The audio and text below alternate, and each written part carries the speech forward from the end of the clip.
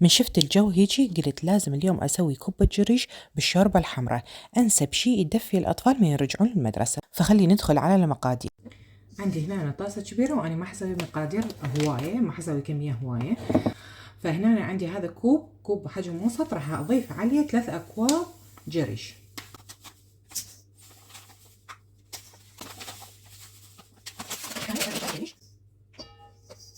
لازم نشيك الريحة مالته. أوكي، راح أضيف عليه كوب برضه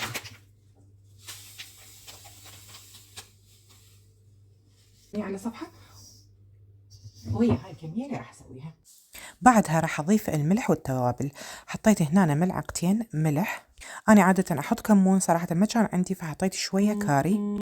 نخلطها كلها سوا، وهنا على المقادير هذه حطيت 2.5 كوب مي. نخلطها كل زين مثل ما تشوفون، وبعدين نقبوها ونتركها لمدة نص ساعة. هسه حنتركها على صفحة ونروح نسوي الحشوة. وبطاوة حامية وحطيت عليها مباشرة اللحم المثروم. عندي هنا تقريبا 700 غرام لحم، وبلشت أفكفك بيها كل زين، ما أريد أي لكاليك تبقى باللحم، على مود من أجي ألف الكبة ما تشق عندي القشرة مال الكبة. وبس أوصل لهاي المرحلة مال الاستواء راح أضيف عليها البصل. هنا أنا عندي 3 بصلايات حجم متوسط ضفتها عليها وثارمتها ناعم كلش. وبلشت أحط التوابل اللي هو ملح وشوية بهارات، 7 بهارات واللي يعني تحبوه، يعني التوابل المفضلة عندكم اللي تعجبكم حطوها. ونبلش نحمس بيها إلى أن يذبل البصل وتشوفون اللحم عندكم استوى تماما، وأي سائل جوا يعني هاي السوائل اللي ذبها اللحم تروح خلاص، ما يبقى من عندها شيء. وخلصنا الحشوة نتركها تبرد على صفحة ونجي على العجينة نفسها. هسه من نلزم العجينة نشوفها إنه هي بالفعل تاخت، يعني البرغل تاخ بيها. اللي يحب يعجنها بيده يعجنها، واللي يحب يسوي مثلي أنا حطيتها بست البيت. ست البيت روعة واعتمد عليها بهواي شغلات. شوفوا العجينة آخر شي شلون طلعت عندي، وهاي الحشوة هماتين بردت وصارت جاهزة إنه ألفها. وهسه راح نقعد نلف الكبة. أخاف أكو وحدة هسه يعني ما تعرف تلف كبة وحابة إنه تتعلم، فهذا فيديو يوضح بالتفاصيل شلون تلفيها للكوباية.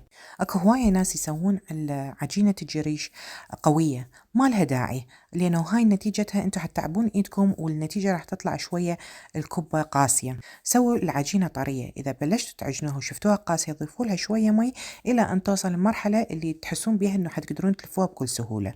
ومثل ما تشوفون أنا حاولت إن أسويها على كيفي وأوضحها قدام الكاميرا عم تشوفون شلون تتلف الكوباية.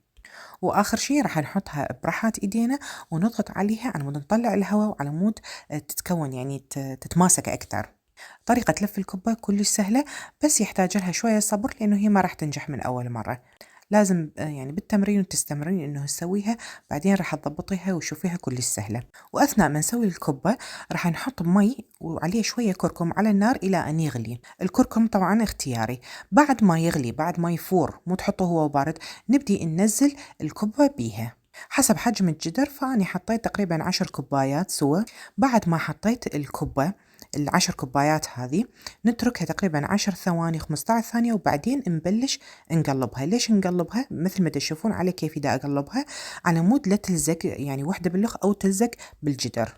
نتركها تقريبا 5 دقائق 6 دقائق بالمي المغلي، وبعدين مثل ما تشوفون من تشوفوها طافت خلاص معناها استوت. راح تشيلوها وتحطوها بالمصفى على مود تنزل باقي المي اللي بيها، وهي هي استوت الكوبة الجريش. تكملون كمية كلها على نفس الطريقة وتركوها على مود تبرد، وبعدها إذا حبيتوا تحطوها بشياسة أو بحافظات وتدخلوها بالفريز.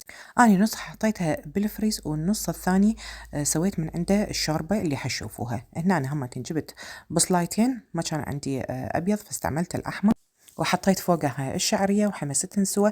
وبعدين نزلت عليها التوابل اللي هي عبارة عن نوميتين، نومي بصرة اثنين، وبعدين حطيت فلفل أسود، حطيت عليها شوية ماجي وشوية معجون وحمستهن كلهن سوا.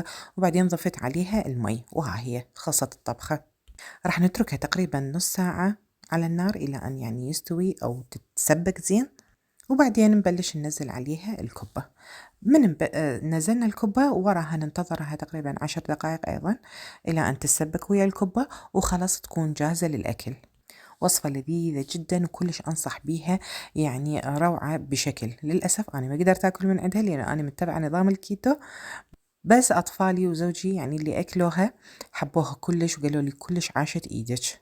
وهي هاي النتيجة اللي تشوفوها هسه. يعني ما أحكي لكم الطعم والمنظر، والنوم ببصرة ننطف النكهة كلش طيبة.